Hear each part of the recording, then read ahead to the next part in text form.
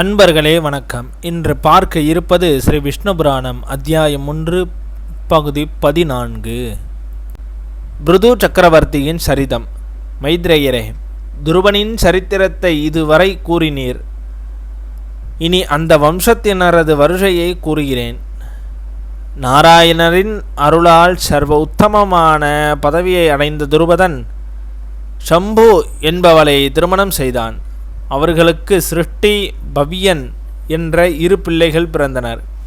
சிருஷ்டி என்பவன் சுச்சியாய் என்பவளை திருமணம் செய்து ரிபுஜயன், ரிப்ரபன், விருகலன், விருகதே, ஜகன் என்றும் 5 புத்திரர்களை பெற்றான்.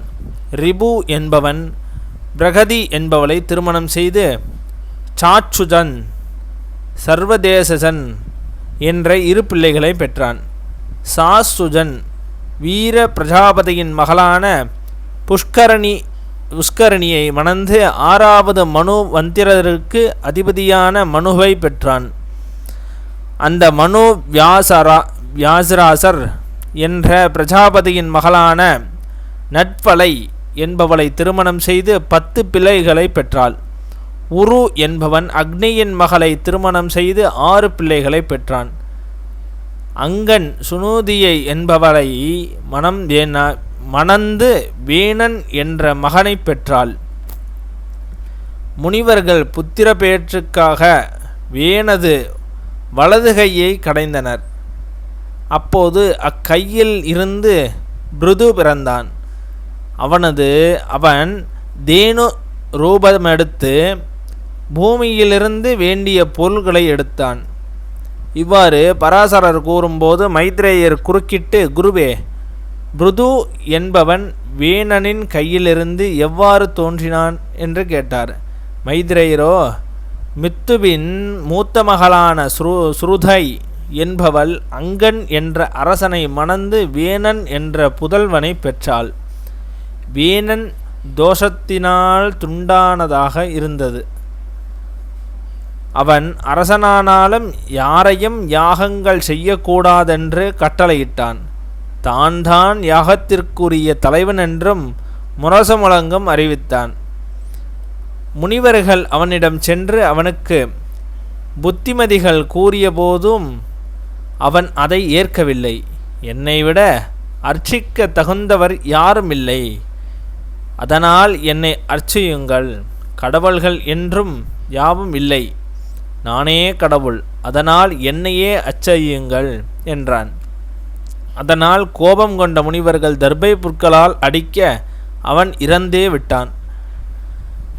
அப்போது அப்பிரதேசம் முழுவதும் தூஷமாயிற்று.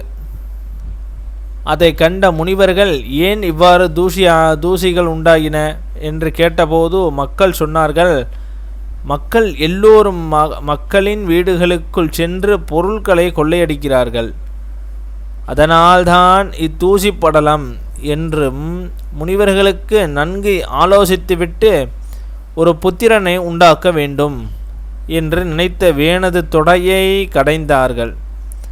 அதிலிருந்து எரிந்த கட்டையின் நிறமும் குட்டையான விகார முகமுடைய ஒரு கரிய மனிதன் தோன்றினான். அவனின் இரு விந்தைய மலையில் வாழும் வேடர்கள் தோன்றினார்கள். அதனால் அவர்கள் நிராசதர்கள் என்று அழைக்கப்பட்டனர். வேணனின் பாவமே அந்த கரிய குள்ளமுள்ள நிராசகர் என்ற மனிதன். அன்று முதல் நிசாத ஜாதி உலகில் உருவாகின. அதன் பின் முனிவர்கள் வேணது வலது கையை கடைய மிக பெரிய மன்னனான பிருகு தோன்றினார். அவன் பிறந்ததும் ஆகாயத்திலிருந்து ஒரு வில்லும் அம்புகளும் விழுந்தன. அவற்றை பிருகு மன்னன் கைப்பற்றினான். புனித நதி யாவும் அவனுக்கு அபிஷேகம் செய்ய வந்து கூடின. பிரம்மன் பிருகுவை சகல மண்டலங்களுக்கும் அதிபதியாக பட்டாபிஷேகம் செய்து வைத்தார். அப்போது அவனது கையில் சக்கரம் இருந்ததை கண்ட பிரம்மா, இவன் நாராயணனின் அம்சமாக பிறந்துள்ளான், என்று நினைத்தான். மைத்ரேயரே, எவருடைய வலதுகையில் விஷ்ணுவின் சின்னமான் சக்கரம் காணப்படுகிறதோ அவன் பெரும்பால விளங்குவான். பிருகு முறைப்படி முடிசூட்டி கொண்டு நல்லாட்சி செய்தான். அதனால் மக்கள் அனைவரும் மிக்க மகிழ்ச்சியுடன் வாழ்ந்தனர். அதனால் அவனை அவனிராஜன் என்று அழைத்தனர். அவன் தேரில் சென்றால் சமுத்திரம் இறையாமல் இருக்கும், மலைகள் விலகி கொடுக்கும், மரங்கள் அசைந்து விலகி உழாமல் பயிர்கள் விளையும். பிருகு மன்னன் தோன்றிய பின் சூதமுனிவரும் மகாதனும் தோன்றினார். அப்போது அங்கு நின்ற முனிவர்கள் பிருகு மன்னனை துதித்து வணங்கியபடி கூற, சூதமாதவர்கள் அவனது நற்குணங்களை சொல்லி துதித்தனர். அவர்கள் கூறிய ஒழுக்க கோட்பாடுகளை பின் பிருகுமன்னன் மனதில் நிலைநிறுத்தி அதன் பின் அரசாண்டு பலவிதமான யாகங்களையும் செய்து பிராமணர்களுக்கு தட்சணையும் கொடுத்து வந்தான். பிருகுமன்னன் ஆட்சியை ஏற்றபோது மக்கள் பசியால் வருந்தினர். அதனால் அவர்களுக்கு பிருகுமன்னனிடம் சென்று, மன்னா, எம்மை பசியலாயிற்று, எம்மை காப்பாற்றுவதற்கே பிரம்மா உங்களை பூ உலகத்திற்கு அனுப்பினார்.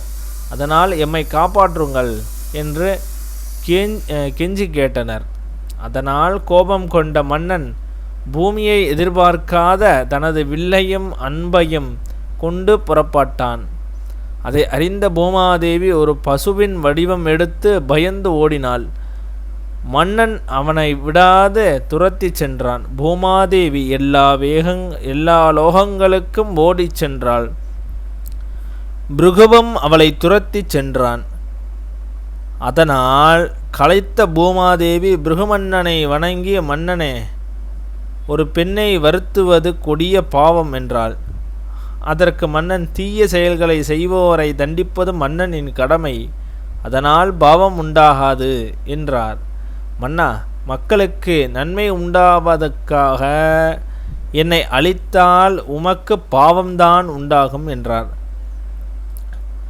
நான் மக்களை காக்கும் மன்னன், என்னுடைய கட்டளைகளை மீறி நடக்கும் உன்னை நான் கொன்றுவிட்டு எனது யோக சக்தியால் சகல மக்களையும் வாழ வைப்பேன் என்றான். அதனால் பயந்த பூமாதேவி, மன்னா, நீ எனக்கு ஒரு கன்றை உருவாக்கி கொடு.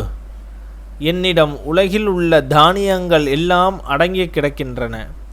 கன்று ஒன்று உண்டாகிவிட்டால் அந்த கன்றின் மேலுள்ள அன்பால் தானியங்களை பால் ரூபமாக கொடுப்பேன். நீ அப்பாலை ஓடுவதற்கு தடையாக உள்ள மேடு பள்ளங்களையும் மலைகளையும் அகற்றிவிடு என்றாள். உடனே பிருகுமன்னன் தனது வில்லின் நுனியால் அவற்றை விலக்கி பூமியின் பெரும்பகுதியை சமமாக்கினான். மைத்ரேயரே, பூர்வ காலத்தில் மலைகள் மிகவும் நெருங்கியிருந்தன. அதனால் பூமியின் நகரங்கள் கிராமங்கள் என்றும் பிரிபடாமல் இருந்தன. பயிர் தொழிலும் கால்நடை வளர்ப்பும் இருக்கவில்லை. பிருகுமன்னனின் ஆட்சியில்தான் இவையெல்லாம் உண்டாகின. சமமாக இருந்த இடங்களிலெல்லாம் பிருகுமன்னனே பட்டினங்களையும் கிராமங்களையும் உண்டு பண்ணி மக்களை குடியமர்த்தினான். பிருகுமன்னன் ஸ்வயம்பு மனுவை கன்றாக்கி